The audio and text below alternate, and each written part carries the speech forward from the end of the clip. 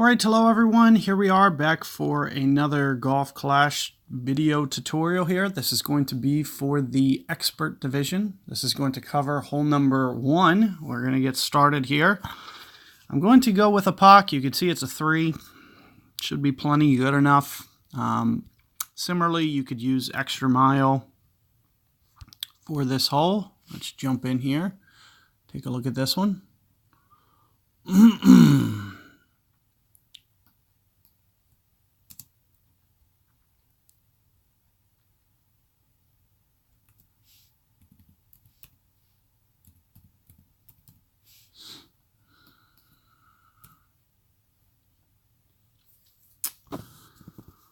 So let's take a look here. I do believe I have this bag.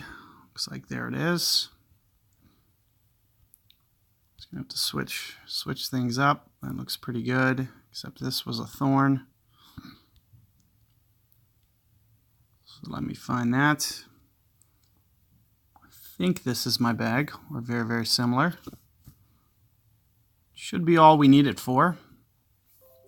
What would be nice is if we can maybe get to that right-hand side in the Expert Tournament. I would imagine that it would be a little bit helpful if we could get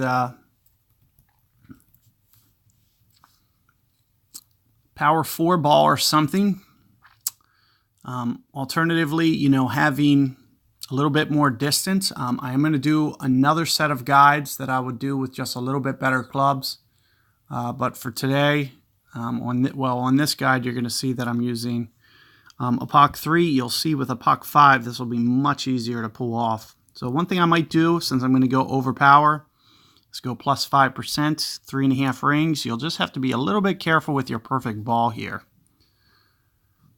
But you can see right around there, seems to just get it over. So I'm thinking somewhere around the 3.5 top spin. And in terms of rings, I'm going to go somewhere around 4 or so. 7.2 wind, and you'll see that I just kind of curl it back to kind of play the wind effect. And what the goal is to get it up here for a nice pitch. And you're going to have to control your top spin because you don't want it to run through and go into the bunker. So you'll see that we'll be able to get over here to the right-hand side. Aside from that, we'll probably have to do some kind of thorn overplay. Now, if you watched my original tutorials, you would know that I'm probably going to do some sort of backspin approach here. And I've already done that, quite a few times. Thinking somewhere in the neighborhood of maybe this wind angle. Just a little bit downwind.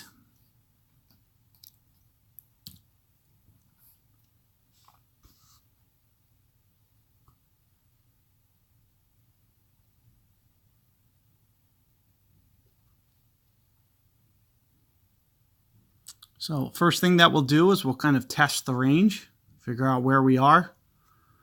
I do think we're kind of towards min club a bit. 8.0. Somewhere down here. Keep in mind we're probably going to have to do some kind of overplay. So I'm thinking somewhere in the neighborhood of maybe plus 10%. Biggest reason is wind effect. It really doesn't have to do with much other than that. So I might just try to kind of just put a little side spin on this as well. But as I mentioned, with wind effect, you might see me overplay this to make sure that I'm going enough rings. Somewhere right in here. Perfect ball. Looks like we get it right behind. Oh, so just not quite enough, but you can see I have the right idea. Right around, 3.5 there. Might have been right on the money. And that's what I'm going to recommend for you guys. It'll just take, a little bit of practice trying to get that down, make things a little bit easier. If you have some kind of Power 4 option, it'll make the drive a little bit easier. Try to have a little bit more control so you don't, you want to make sure that you're 100% in the fairway. With an Epoch 3, that's a little bit tough. But you'll see with some of the later clubs that I'm going to be putting on that I'll be able to much easier control it with like an Epoch 5. And I'll get you that, guys. After this, I'll try to put together that guide for you guys. So good luck there. Be on the lookout for the other guides to come. But I'll catch you guys on the next one.